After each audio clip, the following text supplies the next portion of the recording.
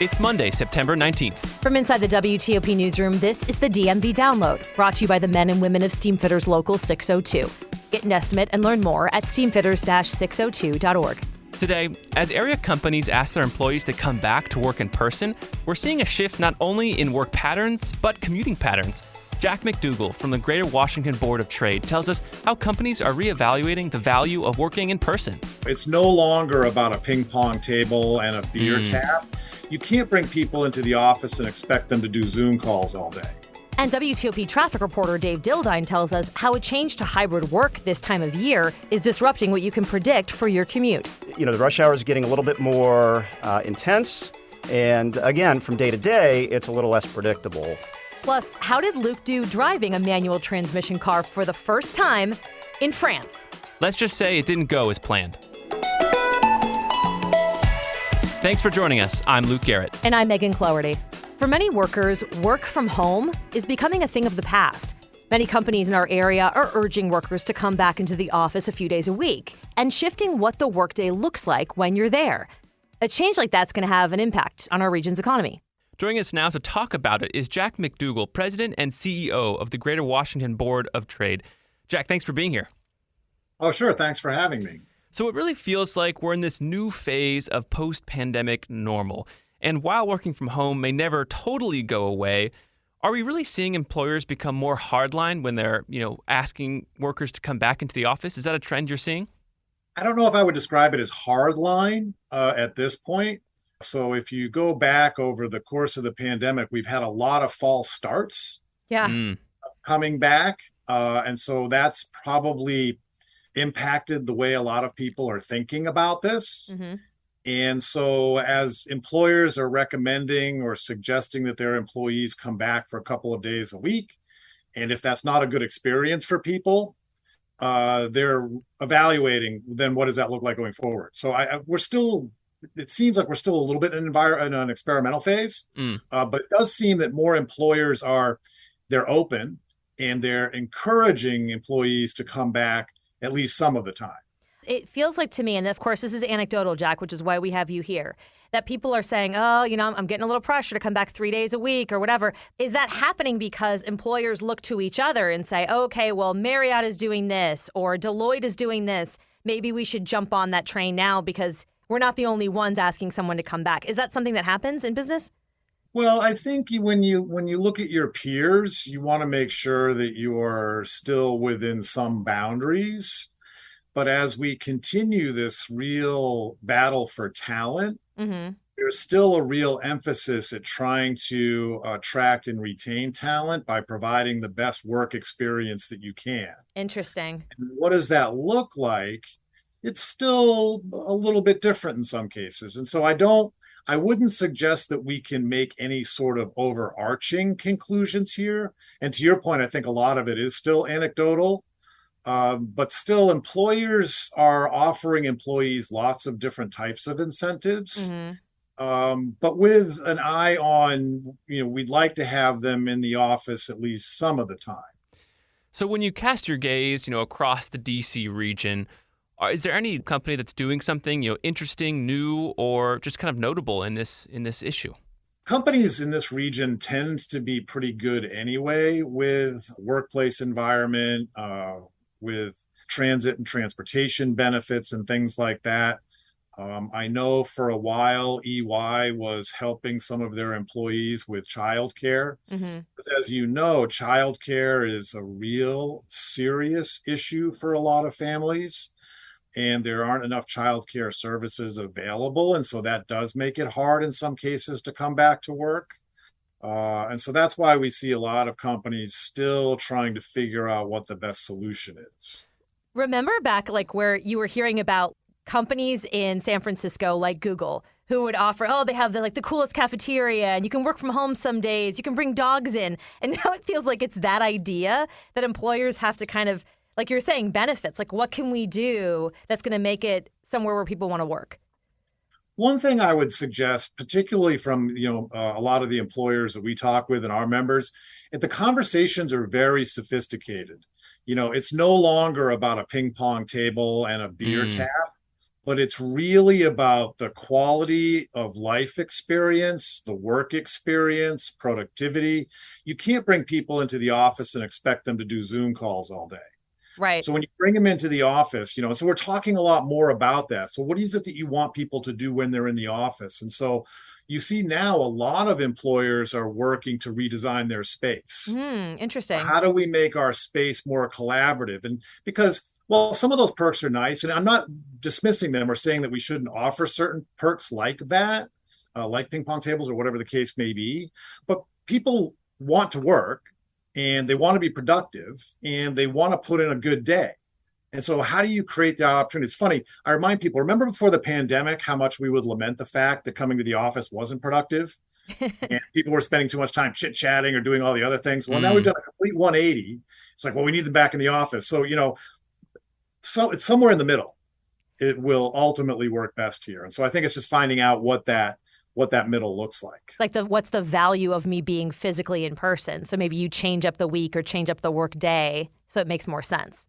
Right. And obviously there's a lot of people out there that have a duty station that they have to report to work. They're critical, whether they're in healthcare or they're in communications technicians or, fire, law enforcement, transit workers. I mean, you go on, there's a whole list of people that have to be where they are. And so that's a whole other conversation to think about, what is the value of work and how is it that we can, provide the best sort of work environment for those folks.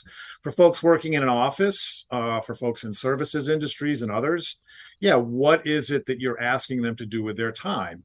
And if you just have to sit and make a few phone calls, you can very easily do that at home or at a remote location. You really don't need to come to the office for that. Mm-hmm. But if you're putting a big pitch together for a client meeting, you very well may need to be in the office to do that. Mm. And so it's trying to sort through, well, what does that really look like? And when we zoom out, how do you think this will impact the D.C. region? We have downtown districts. We have places in our city where there are a lot of office buildings, but they are 40% filled at this point. It's going to change neighborhoods. It's going to change regions. What's your take on that? I would say for the long term, we're going to see a lot more placemaking. So what we are seeing over at Crystal City with the Innovation Campus and with Amazon, so you're going to see a lot more people actually moving into the neighborhoods where they work. You'll see a lot more people, developing sort of a neighborhood approach to how they're doing things. So placemaking is going to become really important, I think, over the long term. In the short term, it will have an impact as people continue to sort through these issues, and that'll take some time. Jack McDougle, President and CEO of the Greater Washington Board of Trade, thank you so much for that insight. Great, thank you. And after the break, how does where you work affect how you get there? We talked to WTOP's Dave Dildine about why weather is making this all worse. Backed by the experience of its hardworking members, Steamfitters Local 602 is ready to take on your next commercial, heating, cooling, HVAC, or refrigeration project. Steamfitters Local 602 adds value to our community through its partnerships with local contractors and building owners, all while keeping the focus on improving the lives of its members and their families throughout the DMV. For work that's on time and on budget, go to steamfitters-602.org to schedule your next project. That's steamfitters-602.org. Steamfitters Local 602, changing lives. Thanks for listening to the DMV Download. If you like this show, give us 5 stars and leave us a review on Apple Podcast. We love hearing from you guys, and your reviews really do help other listeners find this, our area's only in-depth daily local news podcast. And thank you for making us a part of your day. Just last week, 40% of DC area workers schlepped their way back into the office. That's according to Castle, with a K, a security company that makes office key fobs. Their data shows that more DMV residents are returning to the office as the pandemic fades, begging the question, how will this new normal of hybrid in-person work affect us? One way to understand where the nation's capital stands on this issue is through the lens of traffic and the changing commuting patterns associated with this partial return to work. For that, we bring in WTOP traffic reporter Dave Dildine. Thanks for being here. Okay, so summer is over, school is back in person, and like we said at the top, workers are slowly coming back in person as well. Some companies requiring full, 5 days, some 3 days a week. How are we seeing that affect trends in traffic, specifically commuting times? A lot more variability from day to day. In general, this time of the year, you do tend to see an increase in travel volumes, and we have anecdotally and numerically, we've noticed that, especially last week. I went back and looked at some data compared to the second week in July. We've jumped up on the Beltway about 10,000 trips. Wow. When you think about 200,000 as the average, give or take, that's still statistically significant. Yeah. But there's, Monday through Friday, a lot more variability. We tend to see more traffic midweek, Tuesday, Wednesday, and especially Thursday.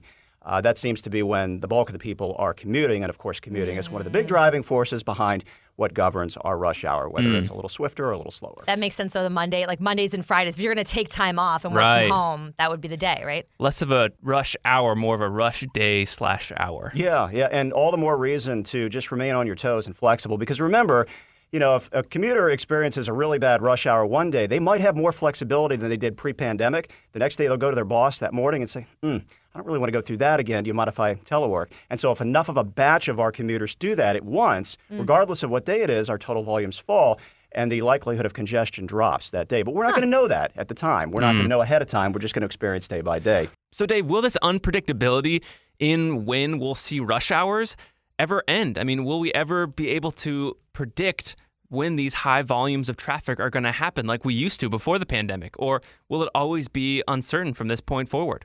Yeah, you got to remain on your toes. It's, before the pandemic, it was a lot more predictable because our highways were packed. And there, commuters tend to know when something subtle changes in their commute. They might not be able to pinpoint exactly what it is. Incidents aside, there are larger scale governing forces of traffic. Commuting, getaways obviously is one of them, and weather. And it's not the weather you expect. It's the rainy, snowy days are more volatile, more crashes, but it's those mild spring and fall days that really make for a bad rush hour. And that's something a lot of people don't realize. Why? Because people leave early or they want to get home or whatever? Yeah. There's just more hooky days. There are more recreational trips. Yep. And it's just a lot less predictable. And there's just higher volumes overall, especially if those warmer, mild days are later in the week, like a Thursday or Friday for a 3 or 4 day weekend. So a recent report from INRIX, which is a transportation research organization, found a bunch of things, including that AM and PM volume increased in the D.C. region, but it doesn't necessarily mean that traffic increased. Can you talk about that? Does that make sense to you? Yeah, the rush hours are more compressed, I think is what the INRIX data shows. There's a larger spike as of last week in the morning rush hour and just kind of a more gradual distribution of traffic midday and right through the afternoon. Also, the rush hours are lasting a bit longer in the afternoon and the evening. Some of our congestion on the Beltway didn't clear out until 8:30, and that was just volume. So it's, the rush hour is getting a little bit more intense. And again, from day to day, it's a little less predictable. And INRIX also showed that, traffic fatalities and accidents and incidents have increased after the pandemic really started. So is that connected to this higher intensity of traffic, that more people are just getting into accidents? More traffic, more opportunity for, mishaps and less margin for error, for sure. Also, important to remember that we're heading into a time of the year where statistically, even pre-pandemic, traffic volumes increase and also crash counts tend to increase, especially the more serious pedestrian-related crashes, because we're heading into a time of the year where we're losing daylight, and especially with the loss of daylight saving time, we expect that, unfortunately. That's something that happens every year. You have lower sun in the sky, which is like blinding you sometimes. They talk about this every year. Right. And you have it's getting darker earlier. So people aren't used to, I'm just going to zip around this corner like I usually do, and they don't see somebody. And more people are traveling by car because of, weather that's not quite as nice for walking or mass transit. And so, and people just generally tend to get more stressed out this time of the year, too. We're getting closer to the holidays, so, more stress. Yeah, more reckless driving, unfortunately. I wonder, too, how much it has to do with the changing speed limits. A lot of, speaking of the pandemic, a lot of cities and municipalities have changed things to try and make things safer, right, for people who are on bikes and walking around. And for drivers, getting used to that idea, right? Even on Connecticut Avenue, Luke mentioned to me the speed limit has only gone down by 5 miles per hour from 30 to 25, but it makes a difference. It kind of slows things down a little bit. People get a little frustrated and aggressive. Can you speak to that at all? Do you think some of these safety implementations are maybe, at least in the short term, making things a little less safe? There's a bunch of different mentalities on the road at any one time. If there are enough people in a group who are law-abiding and understand the idea, then I think in general the concept is that it'll get safer. Obviously, the lower speed limits, but it's only effective up to the point where a certain number of people buy into the concept. Right. Because it only really takes one or two hyper-aggressive drivers, selfish drivers to cost somebody their lives. So. and interfere with the total flow of traffic. So I don't know if that answers your question. It does. But, I mean, I think it's like anecdotal, but I was just wondering because you've seen speed limits. I mean, even bike lanes, stuff like that. The roads have changed slightly. Yeah, they have. Again, I think the safety advocates would tell you that re-engineering a road to force the worst drivers is ultimately what's going to increase safety and streamline throughput. But it's a very complicated concept, and there's a lot of debate, obviously, to come back and forth. Mm-hmm. Also, mass transit ridership. There's a lot. Oh, yeah. Traffic is incredibly complicated. So you look at all of the forces that overlap to create a rush hour or getaway or whatever kind of pattern you're looking at. And mass transit ridership has also increased, but there's also still a little bit of reluctance to take it. So there are probably more commuters solo in cars, and the yellow-blue line shut down as well. I think that had an impact on our rush hours since Labor Day, especially at the Potomac River bridges. We were noting that in some of our traffic reports. All the while, a stretch of Virginia's long-anticipated 66 express lanes are open for business. Dave did like a tour of that you can see on WTOP.com, which is actually really cool. But it's giving people another option from Route 29 in Gainesville to Route 28 in Centerville. What differences are you seeing that make? I mean, are people using it? Is it freeing things up a bit? We're in the acclimation period, but tolls are going to kick in real soon. And I think in general, for the afternoon rush hour, it's been an improvement. It's hard to tell, though. We need a little bit more time because we were in the summer lull. We're just entering traffic season. But the rush hours are definitely better westbound in the afternoon, and that's because we have more capacity. When the tolls kick in, we'll see how the demand pricing, congestion controls kick in, and if that alters the traffic flow a little bit, probably will. But there are more lanes, so clearly it's going to be helping the PM flow westbound between Centerville and Gainesville, and it certainly is. Well, Dave, we won't keep you from the traffic center any longer. Thank you for joining us and helping us understand where we are. You're welcome to keep me out of the traffic center for as long as you want. It's been awfully stressful these days, so thanks we for having appreciate me. it. Thanks, Dave. And before we go, guess who's back? Luke's back from France. You've been listening to Luke, so you know he's back. But I'm very excited. How was your trip? It was solid. Fantastic trip. The Parisian people and the French people in general were really fantastic. Yeah? Wait, yeah. Like just friendly? Oh, yes, yeah. Let me back up for a second. So I rented a car, right? Obviously. We talked about it for weeks. Get around. The manual transmission. Manual transmission. Thing, I learned how to drive stick shift car successfully. I get to the Hertz, rent the car. Isn't it Le Hertz? Le Hertz? No. I guess. I have no idea. No, okay. I get in the car, check engine light goes on. Okay, switch to another stick shift car. All is well. I'm driving stick shift masterfully, I would say. You were able to reverse. You did the weird popping. Oh, yes. Yeah, pull up the... Uh-huh. Anyway, stick shift driving is going well. We're 30 minutes outside of Paris, and then I get the air pressure from the tire light goes on. Okay. I get out of the car to check it, and I can hear the wheel tire. whizzing, just like, and I see this like gash, as if someone like took a knife and just went like, bam, punctured the wheel. And I was like, man, I didn't crash this thing. I didn't even hit it. You never stopped, right? No. Yeah, we just got off the highway. Then I look back at the car report, and it shows that this wheel was booked to be replaced, but obviously they didn't replace it. So we pull over to a gas station because it's unsafe to drive. Like air is out, and we're like da-dun, rolling. No. We roll into a gas station and spend about 7 hours on the phone trying to get through to like roadside assistance. In French. Yeah, because Hertz, gives you a number when you rent the car. Say, call this if you, have an issue. 7 hours? We had an issue, yeah. So we were at this gas station, and we met some beautiful, French people who basically, they were really nice. They helped us out. They basically called a service for us because we weren't getting through the Hertz. Like, we had, emergency number, but it wasn't picking up. So, the gas station owner hooked us up with one of his buddies. And then they, really helped us out. And then we drove it back to Hertz. And we're like, what the heck? You gave us a bad car. He fixed your wheel for you. Yeah. They even donated like a tire to us, like from one of their cars. Like they had like some old tire. Yeah. Oh my and it God, like fit that's us. huge. No, it was really nice. I mean, when the big company like doesn't come through, the French people came through. So where were you stranded? Were you just outside of Paris? Yeah, like 45 minutes outside of Paris in some suburb, and our car was undrivable. Sorry. No, it's you all right. just start your trip basically. Right. So we returned the stick shift car, the faulty one that is. Yeah. And then they give us a new car, but it's automatic. So most of the driving I did in France was not with a stick shift. So all that learning was for naught. Just kidding. No, it was worth learning stick shift. It's it was a good. life skill, but that's very in a dark way hilarious Yes. that you like practiced for Quite months. ironic, yes.